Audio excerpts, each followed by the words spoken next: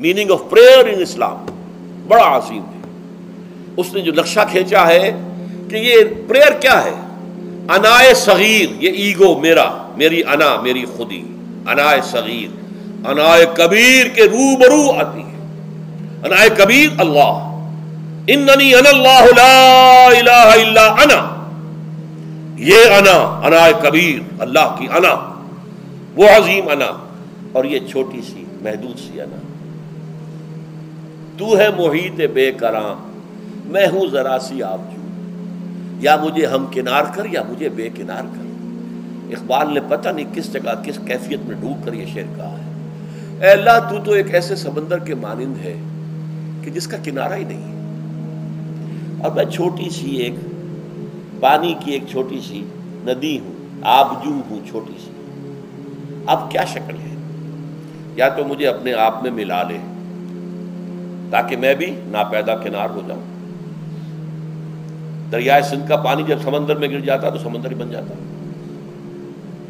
اور یا پھر مجھے بھی بے کنار کر دے، میری وجود کو بھی اتنی وسعت دے دے کہ کوئی کنارہ نہ رہے. اب یہ کیا اس نے سمجھا، کیا کہا؟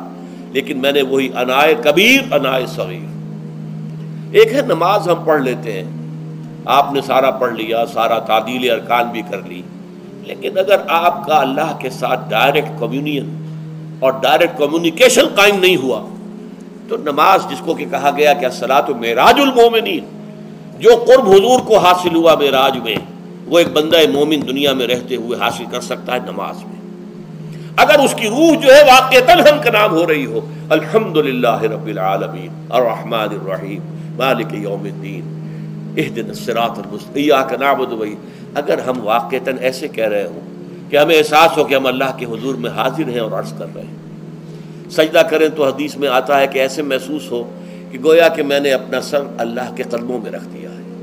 یہ ہے نماز.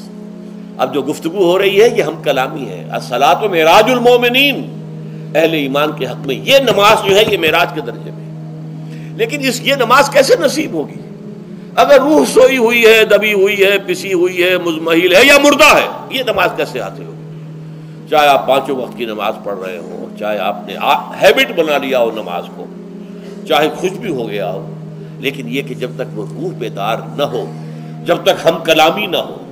افلاک سے آتا ہے نالوں کا جواب آخر، اٹھتے ہیں حجاب آخر، کرتے ہیں خطاب آخر.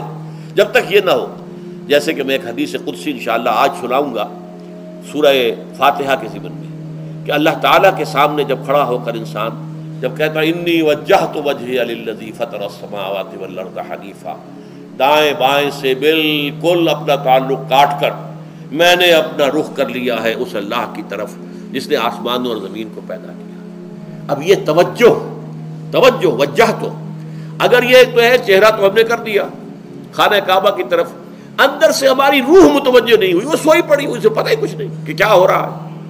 تو اس صورت میں وہ کیا ہے؟ ظاہری بات تو پوری ہو گئی، نماز کا ثواب ہو جائے گا، فرض کی ادائیگی کا ثواب مل جائے گا، لیکن وہ اصل نماز تو حاصل نہیں ہوتی. یہ ہے وہ بات کہ وَإِذَا سَأَلَكَ عِبَادِي عَنِّي فَإِنِّي قَرِيبٌ. اے نبی، جب میرے بندوں کی روحیں بیدار ہو جائیں، توانا ہو جائیں، حیات تازہ سے وہ ہم کنار ہو جائیں، اور پھر وہ میرے بارے میں پوچھیں، وہ میرا تقرب حاصل کرنا چاہتے ہیں، تو آپ سے پوچھیں تو کہیے میں قریب ہوں.